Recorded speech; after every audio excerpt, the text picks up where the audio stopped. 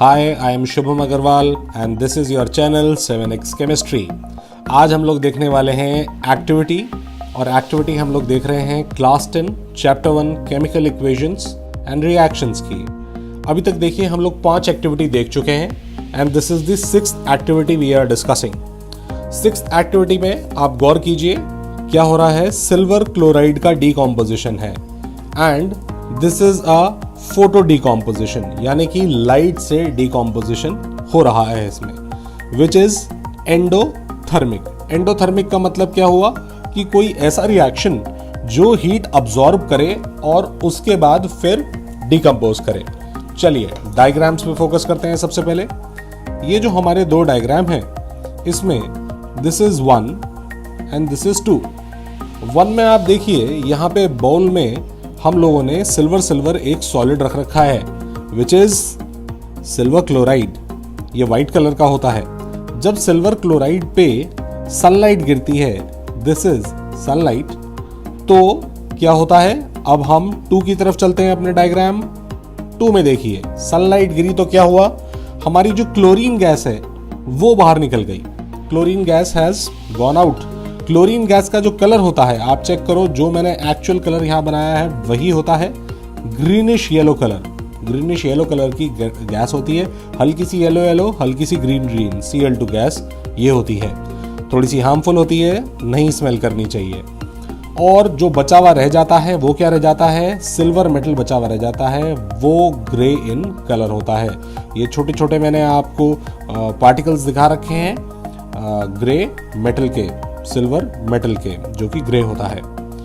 अब इसका पूरा का पूरा रिएक्शन समझने के बाद हमें पूरा का पूरा अगर रिएक्शन लिखना है तो रिएक्शन कैसे लिखेंगे, इसको चेक कीजिए। यहाँ पे सबसे पहले आप लिखेंगे AgCl which is a solid, तो आप सॉलिड मेंशन कर देंगे यहाँ पे कि ये सॉलिड है।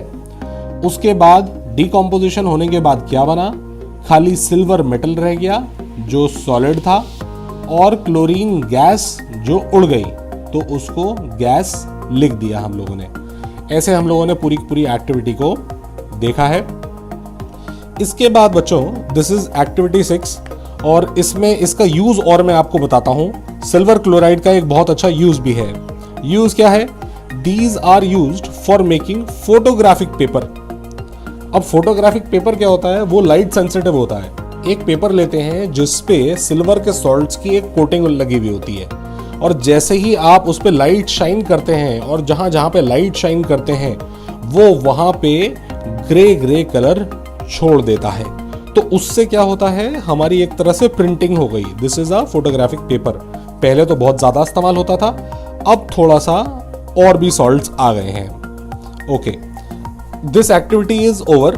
अब मैं आपको बताता हूं कि अगले वीडियोस में हम क्या क्या और कवर करने वाले हैं। हमारी बच्चों 2 एक्टिविटी और बचती हैं अभी। 6 हमने कवर कर ली हैं, 6ठी ये थी। 6th was today's activity. 5 activity और हो गई हैं, उनको आप जाके एक बार चेक कर सकते हैं। और जो बची हैं एक्टिविटी वो है इलेक्ट्रोलिसिस ऑफ वाटर, तो उसको हम एक तो कवर करने वाले हैं आगे के लेक्चर्स में, और formation of barium sulphate and sodium chloride, इसको हम लोग कवर करने वाले हैं। तो कुल मिला के ये सारी की सारी चैप्टर 1 की एक्टिविटीज आपकी इस हिसाब से खत्म हो जाएंगी डायग्राम की फॉर्म में, और एक ग्रुप एक्टिविटी भी फिर मैं बाद में कराऊंगा। ओके, तो अब बच्चों ये मैं आपको एक चीज आपसे शेयर करना चाहता था कि ये मैं डायग्राम्स आपके लिए बनाता हूँ। Why do I do this?